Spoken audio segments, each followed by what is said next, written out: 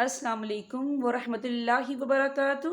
آج کا ہمارا ٹاپک سورہ النساء ہے، آیت نمبر 60 سے لے کر آیت نمبر 70 تک۔ آئیے سورہ النساء سے اپنے سبق کا آغاز کرتے ہیں۔ شروع کرتی ہوں اللہ تعالیٰ کے نام سے جو بڑا مہربان نہایت رحم والا ہے۔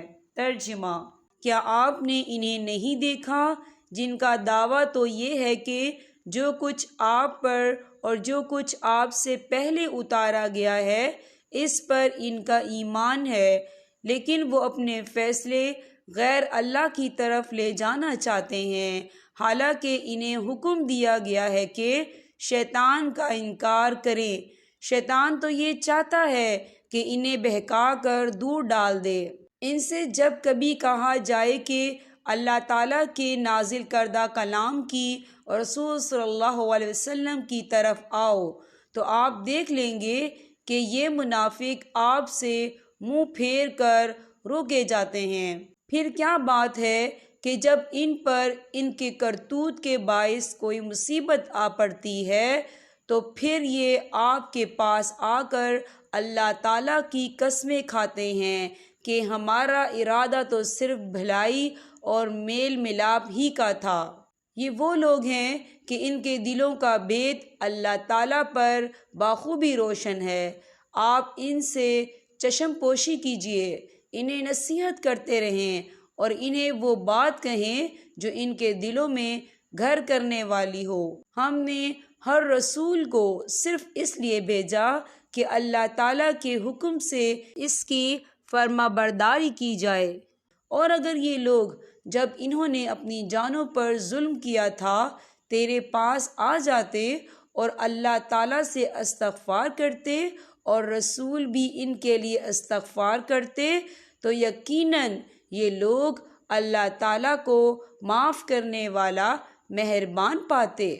سو قسم ہے تیرے پروردگار کی، یہ مومن نہیں ہو سکتے جب تک کہ تمام آپس کے اختلاف میں آپ کو حاکم نہ مان لیں۔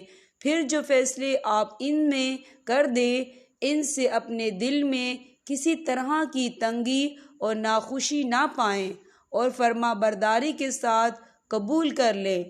اور اگر ہم ان پر یہ فرض کر دیتے ہیں کہ اپنی جانوں کو قتل کر ڈالو یا اپنے گھروں سے نکل جاؤ تو ان میں سے بہت ہی کم لوگ بجا لاتے، اور اگر یہ وہی کریں جن کی انہیں نصیحت کی جاتی ہے تو یقیناً یہی ان کے لیے بہتر اور بہت زیادہ مضبوطی والا ہو، اور تب تو انہیں ہم اپنے پاس سے بڑا ثواب دیں گے اور یقیناً انہیں راہ راست دکھا دیں۔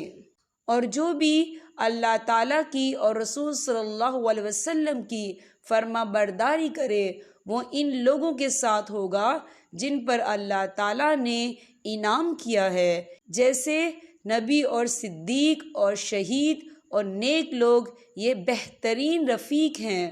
یہ فضل اللہ تعالیٰ کی طرف سے ہے اور کافی ہے، اللہ تعالیٰ جاننے والا۔ یہاں پر ہمارے سبق کا اختتام ہوتا ہے۔ اللہ پاک ہم سب کو قرآن پاک پڑھنے، سمجھنے اور اس پر عمل کرنے کی توفیق عطا فرمائے۔ اب میں آپ سے اجازت چاہوں گی۔ السلام علیکم ورحمۃ اللہ وبرکاتہ۔